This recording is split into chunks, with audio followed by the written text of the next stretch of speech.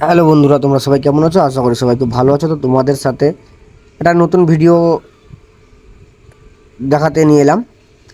তো ভিডিওটা আশা করি শেষ অবধি দেখো, বুঝতে পারবে যে এই যে ছাদটা দেখছো, এই ছাদের উপরে কোনো রড সিমেন্ট দিয়ে ঢালাই হবে না। আজকের ভিডিওটা এই যে পাথর দেখছো, এখানে আমরা যেভাবে বলি পাথর, আর এখানে বলে ভাটা, রাজস্থানে বলে ভাটা। তো এই যে ভাটাগুলো চ্যাপ্টা চ্যাপ্টা ভাটা আছে, এই যে ভাটাগুলো দেখতে পাচ্ছ, এই ভাটাগুলো আছে। এই ভাটাগুলো এই ছাদের উপরে চাপবে। এই যে ছাদটা দেখা গেল, ওই ছাদের উপরে চাপবে। দেখাচ্ছি, শেষ অবধি দেখো, বুঝতে পারবে কোথায় চাপবে জিনিসটা। তো এখানে আগে এই জিনিসটা হতো, আগে পুরনো যারা ঘর করিয়েছে তাদের মনে করে এইসব ভাটাগুলো তৈরি হতো সিক্স সিমেন্ট দিয়ে না, এরকম শুধু ভাটা চাপিয়ে দিত, তারপরে ছাড়রা বালি দিয়ে এরকম ঢালাই করে দিত।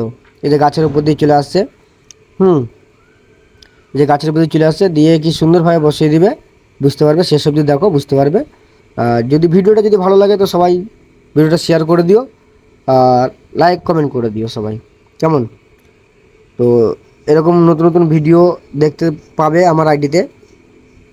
দেখো কত সুন্দরভাবে ভাটাগুলো নিয়ে চলে আসে উপরে উপরে। এই যে এই ঘরটা দেখছো, এই ঘরটার মধ্যেখানে বসবে।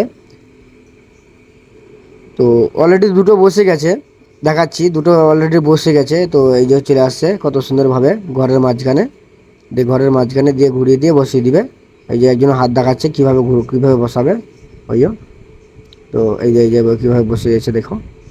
তো ভিডিওটা দেখো, শেষ অবধি দেখো, বুঝতে পারবে। এই যে বসিয়ে দিলে, কি সুন্দরভাবে বসিয়ে দিলে, কিছু বুঝতে পারা গেল না। এত ভারী ভারী জিনিস মানুষের দ্বারা উঠবে না ছাদের উপরে।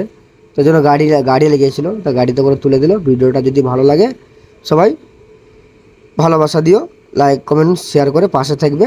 এরকম ভিডিও পেতে আমার পেজটাকে ফলো করো।